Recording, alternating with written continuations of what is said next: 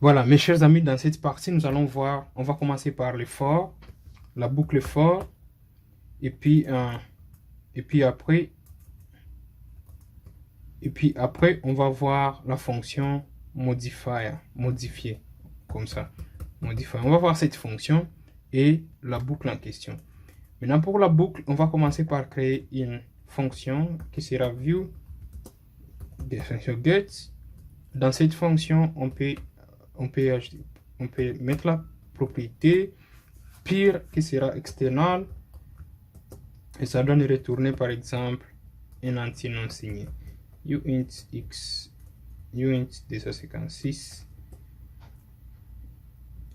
et puis ici je vais mettre les arguments, disons dans get, supposons que j'ai uint 256 et je lui donne la valeur x. Maintenant, comment est-ce qu'on peut utiliser la boucle for? Je vais vous montrer ça avec cette fonction et pour que ça soit un peu clair. Alors, une fois que j'ai la fonction pareille, je peux parcourir par exemple une valeur quelconque avec la boucle. Je peux faire for uint 256 i inférieur par exemple à x et ça doit me donner i plus, donc à partir de 0, 1, 2, 3, 4, 5. Si vous avez 5 comme x, si c'est x égale 5. Si x égale 10, on va avoir 0 jusqu'à 9. C'est comme ça que ça marche. Maintenant, ici, je peux déclarer une variable locale qui peut s'appeler uint. Je peux l'appeler uint a par exemple. Et dans ma boucle, qu'est-ce que je vais faire? Je vais faire a égale, c'est comme ça qu'on fait l'égalité. Si vous voulez que ça puisse s'additionner, ça va faire a égale à i.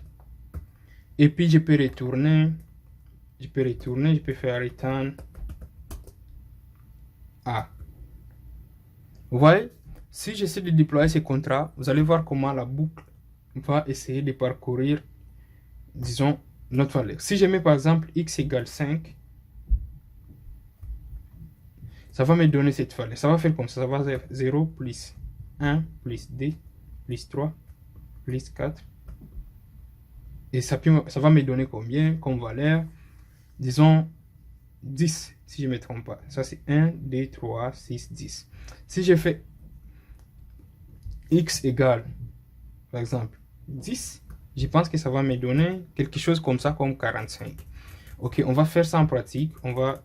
Notre contrat est compilé, on déploie ça, les contrats, et puis nous allons vérifier la valeur et si notre boucle fonctionne sans problème. Maintenant, supposons ici qu'on fait x égale 5, on va voir que la boucle va parcourir notre, disons, fonction. Et si on fait 10 égale 10, je crois que ça peut nous donner 45, si je ne me trompe pas. Voilà, c'est comme ça que vous pouvez utiliser la boucle for en Solidity. Mais il faut savoir une chose, que la boucle consomme beaucoup de gaz et il faut toujours tenir compte de ce que vous êtes en train. Plus vous faites beaucoup de boucles, plus la fonction va consommer beaucoup de gaz. Maintenant, ici, on va passer à la fonction modifier. La fonction modifier, c'est une fonction qu'on peut réutiliser au fait pour un cas quelconque. Je peux faire comme ça. Je peux effacer cette fonction ici et je déclare par exemple un entier uint, par exemple a, public, uint public a. Je fais bool public, par exemple stati. Je peux mettre stati, ok, stati. Je mets stati. Et puis je vais créer une fonction, par exemple set. Je peux dire uint 256 a. Ça sera external. Cette fonction va m'aider à modifier l'état de A. Ça va faire x A égale A. Mais pour que tu modifies cette fonction, tu dois avoir une adresse quelconque. Je mets maintenant la condition. Require la personne qui va appeler cette fonction soit égale à cette adresse qu'on va mettre ici. adresse, on déclare une variable adresse qui sera publique. On fait add égale, on prend par exemple une adresse quelconque ici parmi ces adresses. On prend, disons, la première adresse, ça ne dérange pas. On va dire que pour que tu appelles cette fonction, tu dois être add. Sinon, on te dit que tu n'es pas admin. Tu n'es pas admin, par exemple. Voilà, vous voyez que si on appelle cette fonction, si on appelle, je dois mettre des signes d'égalité. Si on appelle cette fonction, ça va modifier l'état de A, mais tu dois nécessairement être l'administrateur. Et puis, ça peut modifier aussi les statistiques. On peut mettre les statistiques égales true. Donc, c'est vrai, c'est boolean. Parce que par défaut, c'est faux. Vous voyez, c'est comme ça. On peut refaire une autre fonction pareille, avec la même condition. On peut appeler ça setB. Et puis, ça peut avoir A comme valeur. Supposons que cette fonction, lui, aura comme rôle d'incrémenter seulement A. Et de mettre les statistiques à false. C'est possible. Maintenant, ici, on met les requires toujours.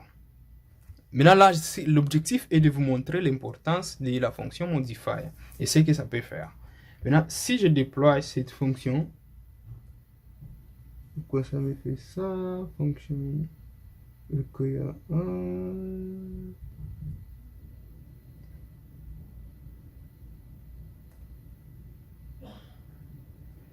Ok, ici, je vais changer ça. Je n'ai pas besoin de ça. Je n'ai pas besoin de ça. Mais c'est...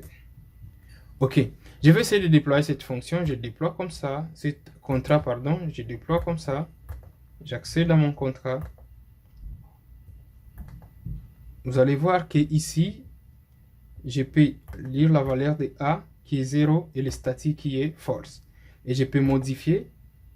J'ai mis la valeur de A qui devient 1.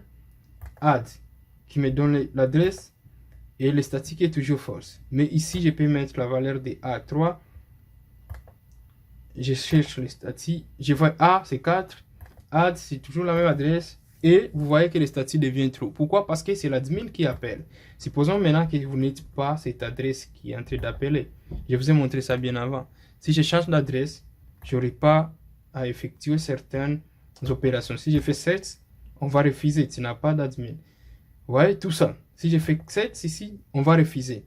Maintenant, c'est bien comme ça avec la condition. Mais ce n'est pas bien comme on a répété ici. On peut utiliser une fonction modifier qui peut être réutilisée plusieurs fois. Et la fonction modifier, je peux la déclarer comme ça. Modifier.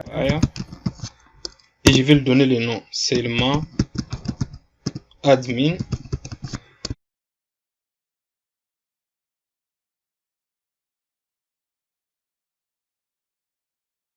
La fonction en question doit porter ce qu'on appelle les underscore en anglais. C'est comme ça. Vous voyez, c'est comme ça. Donc, si vous ne mettez pas ça dans la fonction modifier, ça va totalement vous renvoyer l'erreur. Maintenant, ici, au lieu d'avoir plusieurs requires, je peux prendre les requires ici. Je coupe ça. Je colle ça dans la fonction modifier. Et puis, je peux effacer ça aussi.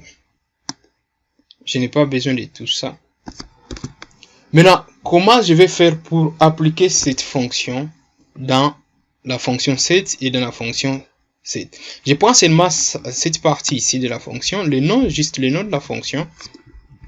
Je mets ça ici dans la fonction en question. Et ici, j'ajoute ça ici. Ça va appliquer directement la condition require. On va le faire en pratique. Je supprime ça. Je déploie le contrat. J'accède à mon smart contract. Je descends. Si j'essaie de faire 7 et que je ne suis pas cette adresse, ça va refuser. Voici l'adresse fait 7. Parce que l'adresse qui a, disons, c'est ça, ce n'est pas l'adresse qui a déployé. Pourquoi? Vous voyez, ce n'est pas l'admin, ça vient de refuser. Maintenant, je vais chercher l'adresse qui a déployé, disons, cette adresse qui est ADD, pardon, c'est pas l'adresse qui a déployé, mais plutôt cette adresse ici, ADD. Alors, je vais chercher cette adresse, je monte, je cherche là où il y a l'adresse en question, ADDCBD à la fin, c'est ça. Et puis vous allez voir que ça peut faire des opérations sans problème. J'ai fait comme ça, vous voyez la transaction vient de passer. Et puis je peux vérifier tout, add, status, false. Si j'essaie de faire switch, vous allez voir que le statut va changer, ça sera true et A va prendre 8. Si je clique sur 7, ça va incrémenter A qui sera 9. Vous voyez, c'est comme ça que vous pouvez utiliser la fonction modify. Vous pouvez l'utiliser parce que c'est une fonction qui peut vous permettre à gagner beaucoup de temps. Vous mettez la condition dans la fonction et puis vous répétez le nom de la fonction sur d'autres fonctions. Et merci beaucoup. On va se voir dans la suite pour voir la fonction modifier avec l'argument comme nous avons ici les 7. Voilà, si possible, on peut toujours continuer au lieu d'attendre la suite. Alors, je vais ajouter l'argument. Supposons que cette fonction porte un argument. Vous voyez ici, nous avons les 7, la fonction 7. Comment est-ce que nous allons faire? On va faire maintenant, on va créer une condition ici. On ajoute l'argument ici. Ça sera uint. Par exemple, on peut l'appeler y. Et dans la condition ici, on peut juste ajouter et.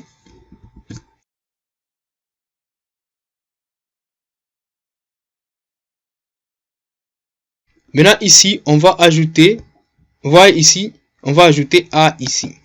Seulement comme ça. Parce que notre modifier apporte quoi? Ça porte un argument. Et on fait adapter la fonction modifiée à notre fonction qui est ici, qui porte l'argument A. Donc, ça va se passer comment? Si vous mettez A ici, si vous mettez la valeur dans A, ça va aller d'abord dans fonction seulement admin. Ça vérifie si A est inférieur à 5 et puis ça s'exécute. Si A n'est pas inférieur à 5, ça va pas s'exécuter. On essaie de déployer le smart contract pour l'essayer. Je fais deploy. Je dois m'assurer d'abord si je suis sur l'adresse. Si je ne suis pas sur l'adresse, ça peut compliquer. Ok. Même si je suis sur l'adresse, si je mets A qui est supérieur à 5, je ne pense pas que ça va marcher. Je mets 7. Et puis je fais 7. Vous voyez?